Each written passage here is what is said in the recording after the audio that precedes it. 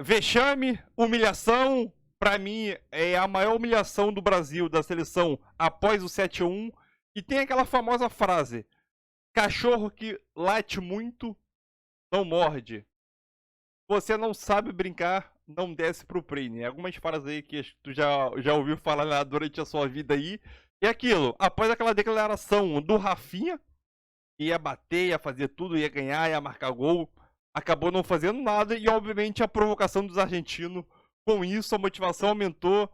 Jogaram na bola, venceram na bola. Acho que a Argentina venceu o Brasil em todos os quesitos possíveis e impossíveis também dentro do jogo. E aquilo, o Dorival pra mim já caiu, é só questão de tempo. Hoje, após o jogo nessa quarta-feira, o presidente da CBF reeleito, Edinaldo, vai dar uma declaração aí para a imprensa, possivelmente anunciando que o Dorival meteu o pé e é aquilo, né? Os olhos vão estar voltados para o próximo técnico, que será, possivelmente, pode ser ou não também, né? Felipe Luiz. E muito pouco tempo de treinador, né? Não tem nem um ano como treinador oficial. E é aquilo, acho que seria uma furada, na minha opinião, o Felipe Luiz assumir a seleção brasileira nesse momento, né? Então, vamos ver para onde a seleção brasileira está indo, porque é só ladeira abaixo. Então, vamos embora com mais um vídeo aí, tamo junto e é nóis aí na sua. Fala que o Rafinha tá certo. Fala, Rafinha, você motivou a seleção, nós vamos pra cima, tem que ganhar dos caras. Aí o que acontece? Que isso aí? Que isso? Aí eu tenho que vir aqui com essa minha cara de pastel aqui. Taticamente, o Brasil está em dificuldade? Já estava antes do jogo contra a Argentina? Sim. Nós estávamos falando aqui que o trabalho do Dorival...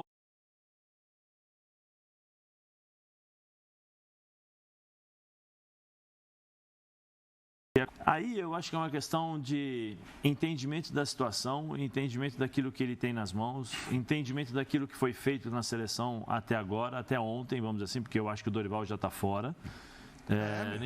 Só estamos esperando o Edinaldo resolver falar, mas o Dorival está fora. Ninguém vai sentar para conversar depois de uma derrota de 4-1, do jeito que foi. Vamos decidir se vale a pena ou não. Não vale a pena. Devem estar acertando aí para ver qual que é o valor de rescisão, como vai ser feito o anúncio da demissão, isso. O que aconteceu ontem foi o seguinte: nós vimos uma seleção pronta, uma seleção com jogadores experientes e ótimos jogadores, que atuam quase todos, se não todos, no futebol europeu, em grandes ligas e com experiência de Copas do Mundo, né? Se puder tirar até para mim, senão eu fico desconcentrado olhando essas imagens. Não, são os gols. Mas é triste de ver, cara. Não olha não, Zé, eu também não vou olhar isso aí. Voltando ao pensamento, né? É uma seleção fantástica, né? Que é a seleção da Argentina, muito bem treinada pelo seu treinador, né? E que todos sabiam exatamente o que tinha que ser feito dentro do campo. Tem o elemento Brasil e Argentina, que nós vimos a Argentina incorporar isso sem atender a provocação do Rafinha. Pelo contrário, a melhor resposta que nós tivemos da Argentina ao longo da história, eu acho que foi o jogo de ontem. Eles entregaram pra gente o seguinte: ó, vocês estão achando que nós vamos bater? Não, mas nós vamos dar um chocolate em vocês.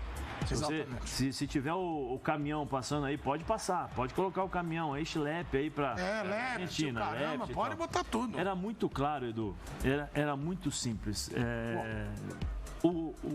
A impressão que eu tenho é que o Dorival não assistiu o jogo da Argentina contra o Uruguai.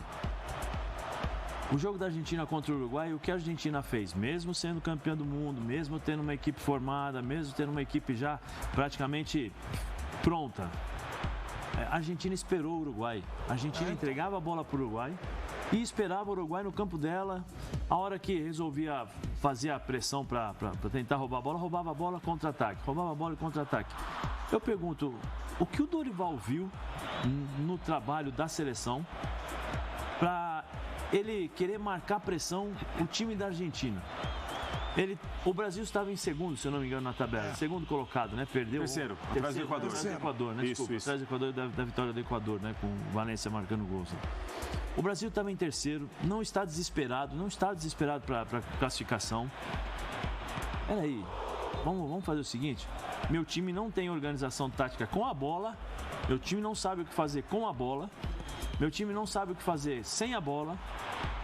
Eu não consigo posicionar o meu time para jogar porque eu não tenho tempo para dar entrosamento para essa equipe. Os jogadores que tinham uma certa sequência de jogos saíram, porque ou suspensos, ou... Então, por que, Dorival, vai querer sair marcando pressão a Argentina lá em cima? Aí demora um tempo para entender que a Argentina abria 2 zagueiros, entrava o Paredes aqui, jogava entre as linhas, vinha o Depou e o McAllister aqui, abriam os 2 laterais, ou seja, ficavam com 3, 5 jogadores praticamente no meio campo, e aí você tinha o Enzo e o Almada flutuando um pouquinho, mas o Almada um pouco mais para o meio, né? E o Enzo também e o Fernandes lá na frente, né? Hernandes não, o Álvares, desculpa. Julian Álvares. Lá na frente. Aí o que o Brasil faz? Vamos marcar pressão. Aí sai que nem um maluco o Vini, sai que nem um maluco o Rodrigo, sai que nem um maluco o Matheus Cunha, olham para trás, não tem ninguém. Aí vamos lá, vamos todo mundo. Aí sai de novo, todo mundo. Aí toma 1-0, fácil, 2 minutos. Aí 2-0. Aí a Argentina para um pouquinho, vamos, 2-0. Romero dá uma força. Tal, mas 2-0, tranquilo, esperando. Aí que o Brasil faz? Insiste, continua fazendo isso. A Argentina tirou o pé. Tirou mesmo. Tirou o pé. Se a Argentina pressiona... Tava 2-0, faz um terceiro ali que eles fizeram. Se a Argentina pressiona um pouquinho mais, nós iríamos tomar, não vou dizer 7-1, mais uns 5, 6, entendeu? Com a maior facilidade do mundo. Então, assim, o Dorival, nesse caso, eu acho que os jogadores têm muita culpa, porque foram omissos. Rafinha, se você chama para brincar no play e não tem condições, não vai brincar, meu. Se você fala que vai sair na porrada, que você vai fazer isso, vai fazer aquilo, chega na hora do jogo, você não faz nada. Edu gostou da atuação do Rafinha. Você não esboça a reação, depois... porque quando dá um tipo de declaração aqui, eu não sei quem foi que falou ontem, que fez uma comparação fantástica. Acho que acho que foi à tarde, eu estava conversando com o Pascoal, com o Zinho, o nosso vovozinho, né? E o Zinho falou, olha, uma coisa é o Romário falar que chegava na hora, outra coisa é o Rafinha. Eu esperava mais do Rafinha, eu esperava que realmente fosse acontecer uma coisa... Não, ter brilho. O Rafinha não entrou em campo. Não entrou em campo. Do Brasil... time, né, Zé? Sim, mas o que eu esperava, Brelé, assim, dentro de um ambiente de seleção que eu vivi, com a declaração do Rafinha, eu esperava acender a galera, que todo mundo ia sentir esse jogo. Ele falou isso, vamos fazer aquilo e tal. Mas pelo contrário, todo mundo ficou com medo. Mas aí tem um ponto, né? Desculpa, só terminar a explanação. Aí vem a questão tática, que eu estava falando sobre sempre ter um homem a mais no meio campo. No segundo tempo melhorou um pouquinho? Melhorou. Sabe por quê? Porque o Brasil começou a marcar o homem que ficava entre os zagueiros. Aí o Brasil começou a pressionar um pouquinho mais, com um pouquinho mais de organização, mas tinha dificuldades mesmo assim, porque o Depou começou a rodar, e o Depou jogava tranquilo ali, era o desafogo de todo mundo. Então toda hora tinha um homem a mais dentro do campo.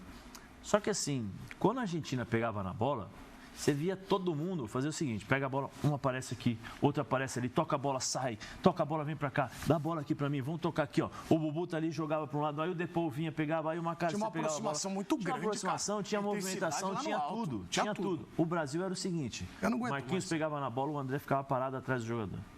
Aí o Joelton pegava na bola, todo mundo ficava parado atrás do jogador. Aí, assim, eles não sabiam, primeiro, faltou um pouquinho de coragem nesse aspecto.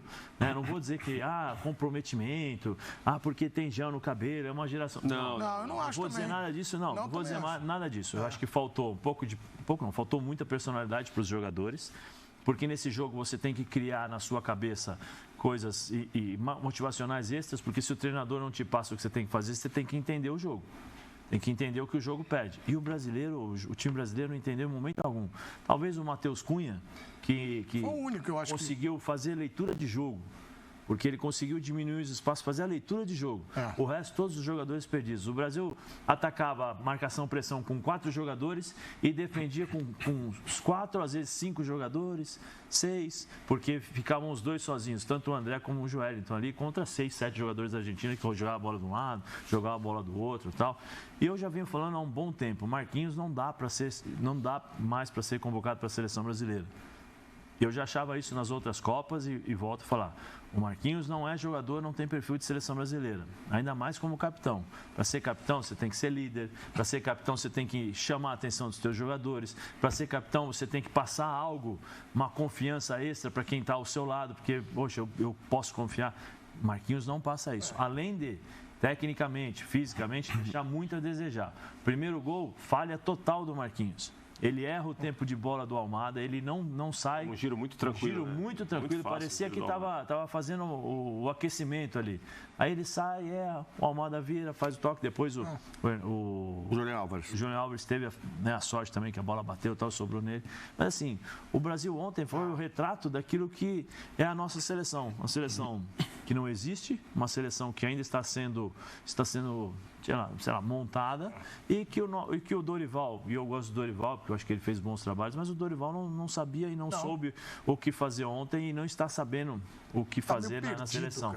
E, infelizmente, o Dorival está minutos, segundos, sei lá, horas. Acho que dias, Não, dias não. Dias, você acha que não? Hoje vai ser mandado embora. Será? Lógico. Hoje o Edinaldo prometeu falar. Vamos ver se é isso aí. O Edinaldo vai falar e vai meu. Se eu estiver errado, tudo bem, mas eu acho que hoje o Dorival cai. Não tem mais clima, Edu.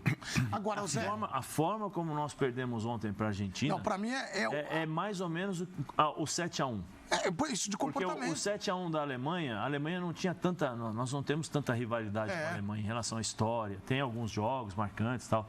Mas, assim, a rivalidade que nós temos na Argentina contra a Argentina, aqui na América do Sul, o que foi criado antes do jogo, que se esperava um jogo diferente, mas foi um atropelamento. Não deu. Passa o caminhão aí. Pode passar pôr o caminhão aí que foi leve. A Jamanta. Agora, sabe uma coisa que me chamou a atenção? O que o Zé falou, e aí eu concordo. Infelizmente. Aí, Brilha. Infelizmente que passaram o caminhão na gente.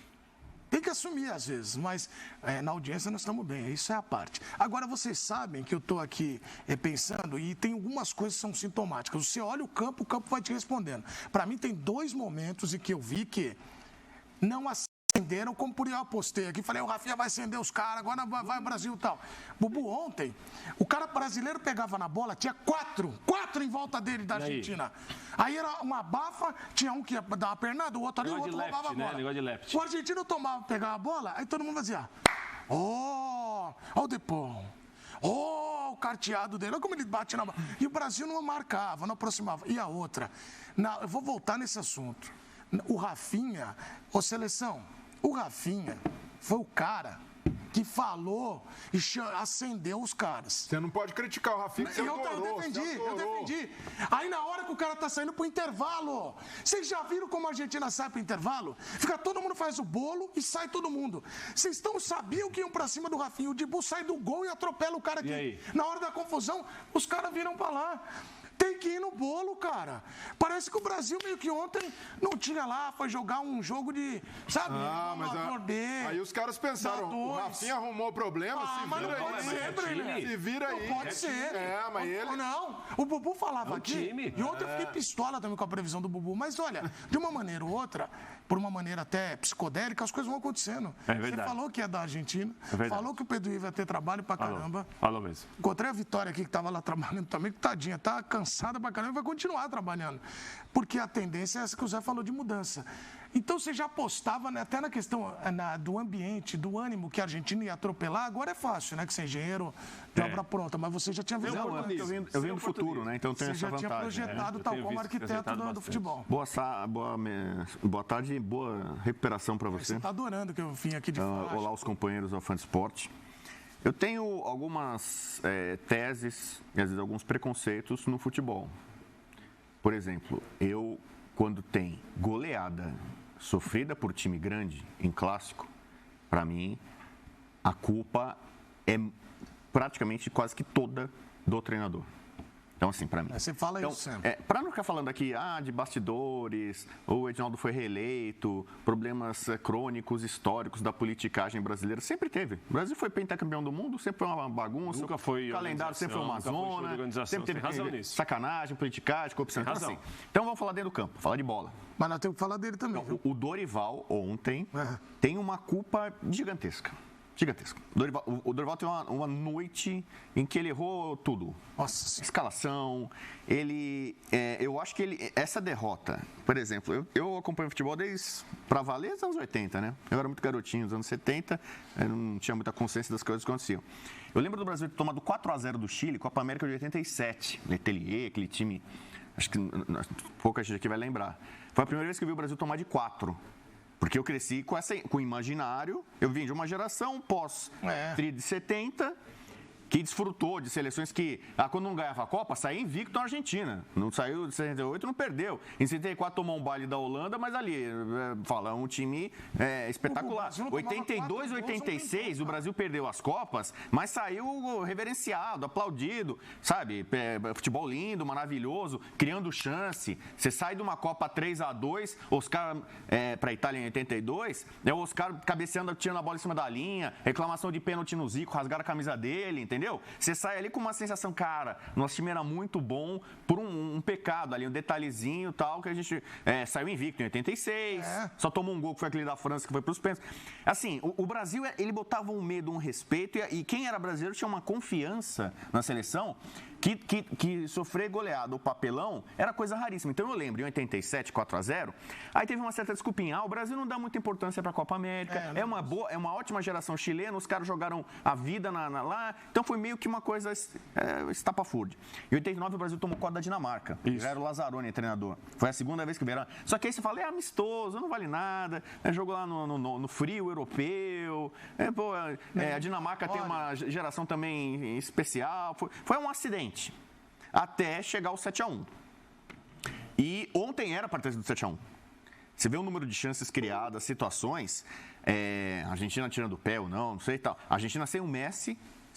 Ainda bem, Bubu. E sem o Lautaro. Pelo amor de Deus. Tira o Almada ontem, que é o cara que fez o papel do Messi, põe o Messi ali. Ainda bem, entendeu? Porque se fosse o Messi, meu Deus. Não, vinha de maca então, aqui. E o Messi já postou, falando assim, a Argentina sempre dá resposta no campo. Então, por exemplo, eu já estou aqui satanizando o Dorival. Eu sou um cara, como jornalista, diferentemente acho que da maioria dos colegas, eu sempre questionei o Dorival como treinador. Sim. Ele é uma ótima figura, um cara muito bacana, um cara dócil, atende todo mundo, educado. E acho que as pessoas às vezes misturam isso. A boa relação que ele tem com todo mundo, com grupos de jogadores, com dirigentes, com clubes, com jornalistas, faz uma avaliação, sempre teve uma avaliação muito positiva. O Dorival, pô, que legal, que bacana e tal.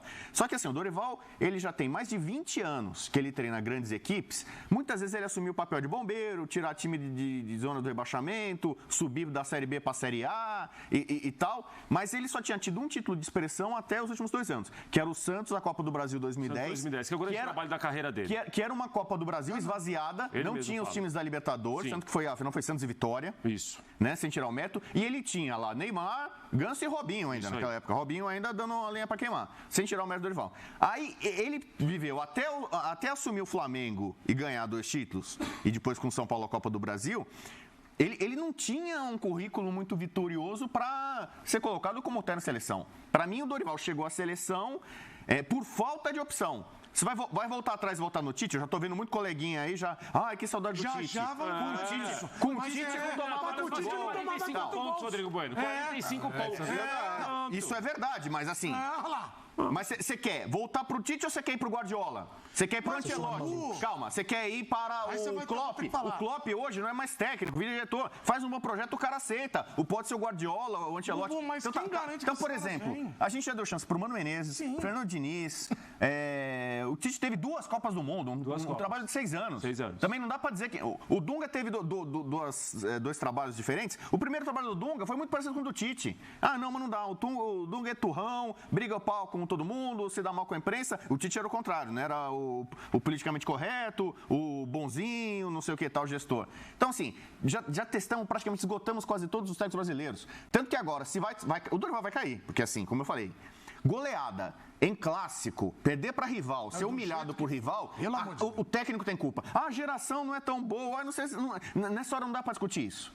A CBF é mal dirigida, não sei o que tal, não. O técnico teve culpa, cometeu pecados absurdos e eu acho que vão ficar cicatrizes, marcas. Por exemplo, quando um técnico assume um time e coloca jovem em momento inoportuno, a gente fala que ele está queimando o jogador. O que o Dorival ontem fez, para mim, ele queimou alguns jogadores. Alguns jogadores, que nem alguns dos caras que ficaram no 7-1 ficaram marcados. Sei lá, o Dante... Né? O Oscar ainda foi lá, fez um gol, tá ali, mas assim, mas o Davi Luiz ficou muito sapecha, zagueiro peladeiro, que depois voltou, né? não guarda posição, muitos caras. Esse jogo de ontem vai marcar alguns caras. Então o Rafinha, por exemplo, é o cara que vai mais ser marcado. Eu acho que isso não tem como não abalar. Não tem como ele ficar. Ele voltar para a Espanha, onde ele estava voando no Barcelona, e ficar agora esse fantasma, esse monstro em cima dele, do grande vilão da maior derrota do Brasil para a Argentina em mais de 60 anos. Só para aumentar o que você está falando, e aí que a gente vai trazer também o prato sobre para discussão, que é o seguinte: eu concordo com você, porque aí não adianta só falar que a geração é ruim. Como que a geração é ruim se a gente tem? E aí eu não estou falando os caras no todo, tá? Não faça o recorte da seleção, que também não parece que são, às vezes, os caras que são os mesmos. Mas, ó, Rafinha, o Barcelona hoje ele tá voando. Ou eu tô errado? Não, o Rafinha tá disputando para ser melhor do mundo. Vini Júnior joga no Real Madrid. O Rodrigo joga no Real Madrid.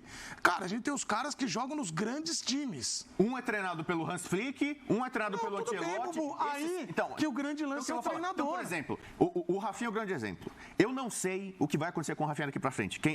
Ele é humano. O jogador é humano, tem sentimento. Obviamente, foi uma pancada, foi uma porrada neles. Se o negócio era dar uma porrada neles, ele tomou uma porrada que eu não sei se ele vai se recuperar daqui a um ano tem Copa do Mundo. Ele era uma das... Então, por exemplo, o Arana. A partida que fez o Arana. O Murilo, vamos ser coerentes, o Murilo tá fazendo uma campanha espetacular, zagueiraço. Ontem ele foi queimado. Um desastre. Quando o técnico chegou no intervalo, o Brasil sendo amassado, ele troca 3 jogadores no começo, é assim, de certa forma ele tá falando, vocês são culpados. Ele terceirizou a culpa ali, ó, Joelinton, não dá. Mas então, quer ver? Então, por exemplo, ele levou 62 volantes. Então, não tinha eu não sei quem vai ser o próximo técnico, mas esses jogadores que foram convocados agora, eles continuam no radar. São jogadores com nível para jogar. Só que depois de ontem, o público em geral, mídia, você vai olhar para o Arana, vai falar, cara, o Arana é um lateral esquerdo para jogar na Copa do Mundo pelo Brasil, entendeu? O Joelinton é um cara que para jogar numa Copa do Mundo... Mas o grupo acho que vai ter muita alteração. Já tinha acontecido no jogo anterior com o João Pedro. Ele saca a dona do João Pedro. Quem foi hoje que falou do Endrick foi o Jailson. Grande comentarista nosso, já falou, o Endrick não estava nessa seleção. Ele só foi colocado em última hora porque o Neymar jogou. Aí você chega no segundo tempo lá, o Brasil tomando uma taca da Argentina. Aí você põe ele. Quer dizer, ele não estava no time, não sei o quê. Ele começou muito bem, ele não deu continuidade para ele quando ele fez gols importantes. Aí chega na hora que tá tomando uma taca, um passeio da Argentina, aí entra lá e resolve. Mas você acha que o Dorival... E o Zé falou bem, o Endrick é um raro jogador que ele sim... Na situação que ele estava. Como é que... O que o Dorival poderia fazer no intervalo, na situação que estava o jogo? Ele ia mexer no time. Ele ajudou Então é isso aí, nação. Mais um vídeo aí para o canal, né? Seleção brasileira humilhada. Vexame aí. Acho que é a maior humilhação. Acho que não só para mim, acho que para todo mundo aí. É a maior humilhação da seleção brasileira após o 7-1, né? 11 anos depois, o Brasil tem uma humilhação, um vexame tão parecido ou tão igual igual ao 7-1, né? Sabemos que o 7-1 é uma coisa que dificilmente vai se acontecer novamente na história. A seleção brasileira leva 7 gols numa Copa do Mundo e ainda jogando em casa, né? Então, independente se for a Copa do Mundo for no Brasil ou não, a seleção brasileira levar 7 gols em uma Copa do Mundo, talvez isso nunca pode acontecer novamente, né? Então aquela humilhação fica para a história. Porém, a Alemanha não é tanto a rival da seleção quanto a Argentina, né? Países vizinhos, Brasil e Argentina, uma das maiores rivalidades do mundo, quesito seleção, possivelmente a maior, na minha opinião, é a maior.